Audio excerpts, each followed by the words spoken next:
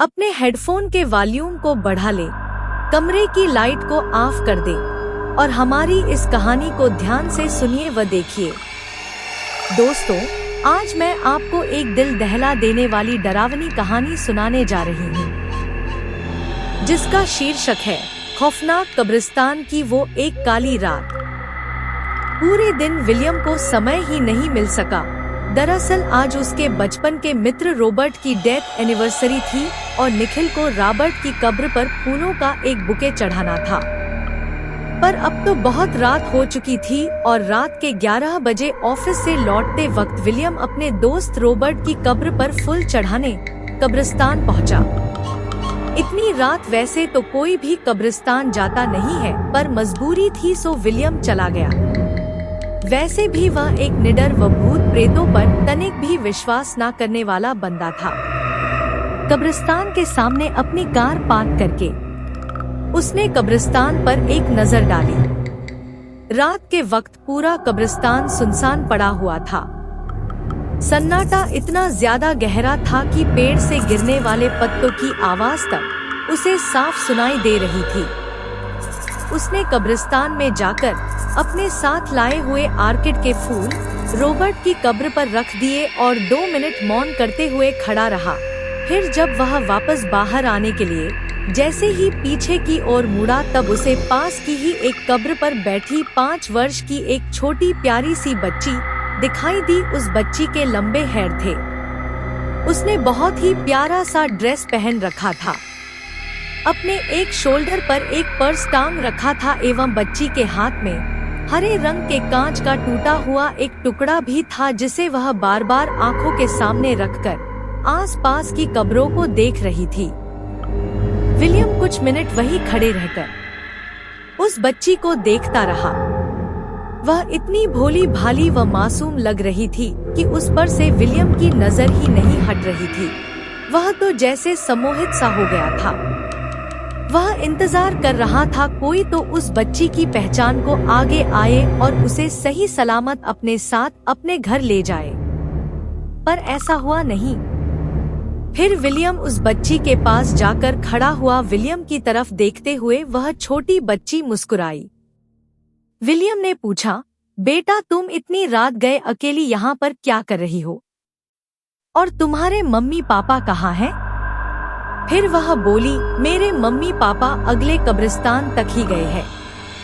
कह रहे थे कि जल्दी ही लौट आएंगे। अब वो वहीं पर रहते हैं।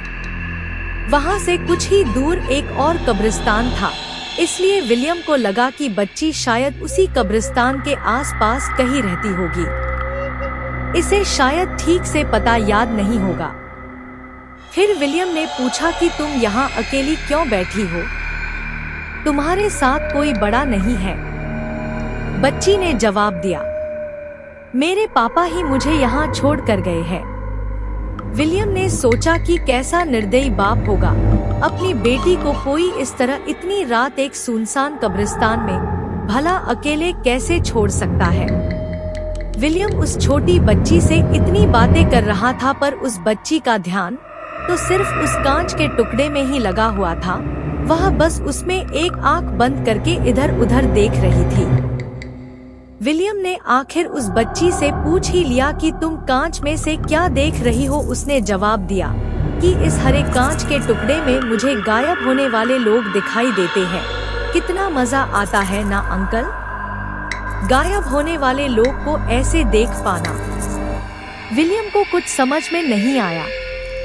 वह बच्ची के साथ और कुछ देर खड़ा रहा, फिर उसे गोद में उठाकर कब्रिस्तान से बाहर निकल आया। चलते चलते गोद में बैठी उस बच्ची ने अपना नाम त्रिशा बताया। विलियम ने जैसे ही कब्रिस्तान के बाहर कदम रखा, अचानक मौसम बदलने लगा। तेज हवाएं चलने लगी, बादल भी गरजने लगे। तेज ठंड के मौसम ने सबको अपनी ठंडी आगोश में ले लिया। विलियम का पूरा बदन ठंड से कांपने लगा। अचानक विलियम का ध्यान जब उसकी कार के पास खड़ी उस बच्ची त्रिशा की तरफ गया, तब उसे बड़ी हैरानी हुई, क्योंकि उस पर इस खून जमाने वाली सर्दी का कोई भी असर नहीं हो रहा था। उस वक्त त्रिशा कांच के टुकड़े में से विलियम की तरफ ही देख रही थी।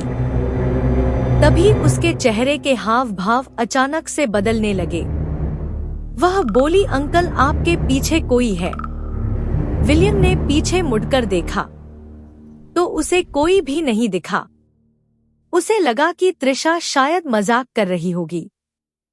फिर वह बोला, बेटा चलो गाड़ी में बैठो, मैं तुम्हें तुम्हारे घर छोड़ देता हूँ। उसी वक्त त्रिशा बोली, अंकल आप भी मेरे इस हरे कांच से गायब होने जाने वाले लोगों को देखो ना प्लीज।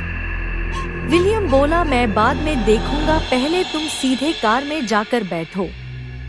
पर बच्ची ने अब जिद पकड़ ली कि आपको इस कांच से अभी के अभी देखना ही होगा। उसकी जिद पर विलियम ने जब वह कांच का टुकड़ा अपनी आंख के सामने लाया तब दहशत से उसकी आंखें फटी की फटी रह गई, क्योंकि उस कांच में से जब विलियम ने कब्रिस्तान की तरफ देखा था तब उसे वो सब दिखाई दिया जिसे कोई भी आम इंसान अपनी खुली आंखों से कभी देख ही नहीं सकता।